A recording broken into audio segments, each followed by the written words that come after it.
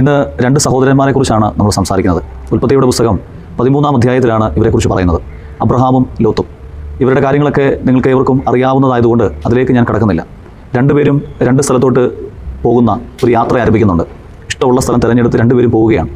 Lot ചെയ്തൊരു കാര്യം, സമതല പ്രദേശത്ത് അവൻ കൂടാരമടിച്ച് അതിൽ നഗരത്തിനോട് ചേർന്ന് താമസിച്ചു എന്നാണ് പറയുന്നത്.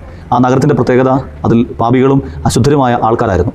എന്നാൽ അബ്രഹാം ഓക്കുമരങ്ങളുടെ ചുവട്ടിൽ ദൈവത്തിനൊരു ബലിപീഠം നിർമ്മിച്ച് അവിടെ ആരാധന അർപ്പിച്ച് അവിടെ കൂടാരമുണ്ടാക്കി അത് താമസിച്ചു എന്ന് പറയുന്നുണ്ട്. പ്രിയപ്പെട്ടവരെ, ലോത്ത് ചെയ്തൊരു കാര്യം, സമതല പ്രദേശം തിരഞ്ഞെടുത്ത് ലോകത്തിൻ്റെ മോഹങ്ങളിലേക്ക് ചെന്ന് കഴിഞ്ഞപ്പോൾ അബ്രഹാം ചെയ്തത് ദൈവത്തോട് ചേർന്ന് നിന്ന്, ബലിപീഠത്തോട് ചേർന്ന് നിന്ന് ആരാധന അർപ്പിച്ച് ജീവിതം ആരംഭിച്ചു. രണ്ടുപേരുടെയും ജീവിതം വർഷങ്ങൾക്ക് ശേഷം നമുക്ക് കാണാൻ പറ്റും. അബ്രഹാം തിരഞ്ഞെടുത്ത വഴി സമൃദ്ധമായി പെരുകിക്കൊണ്ടിരുന്നു. എന്നാൽ ലോത്ത് തിരഞ്ഞെടുത്തതെല്ലാം അഗ്നിക്കിരയായിട്ട് എല്ലാം മാറി. പ്രിയപ്പെട്ടവരെ, ഈ ജീവിതയാത്രയിൽ ലോകത്തിൻ്റെ സുഖങ്ങളുടെ പിന്നാലെ പോകാനുള്ള ടെൻഡൻസി എനിക്കും നിങ്ങൾക്കുമൊക്കെ ഒരുപാട് ഉണ്ടാകാൻ സാധ്യതയുണ്ട്.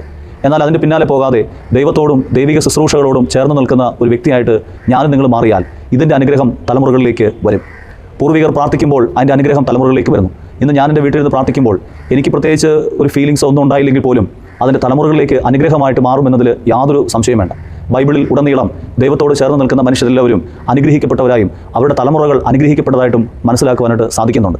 ആയതുകൊണ്ട് ലോകത്തിൻ്റെ പിന്നാലെ പോകാതെ ഞായറാഴ്ചകളിൽ ദേവാലയത്തോടും ദൈവിക ശുശ്രൂഷകളോടും ബലിപീഠത്തോടും വിശുദ്ധ കുർബാനയോടും കൂദാശകളോടും ഒക്കെ ചേർന്ന് നിന്ന് ജീവിക്കുന്ന ഒരു മകനായി, ഒരു മകളായി തീരുവാൻ ഈ വചനപുലരിയിൽ പരിശുദ്ധാത്മാവ് നിങ്ങൾക്ക് ശക്തമായ കൃപ നൽകട്ടെ എന്ന് അച്ഛൻ ആത്മാർത്ഥമായിട്ട് പ്രാർത്ഥിച്ചുകൊണ്ട് നിർത്തുന്നു.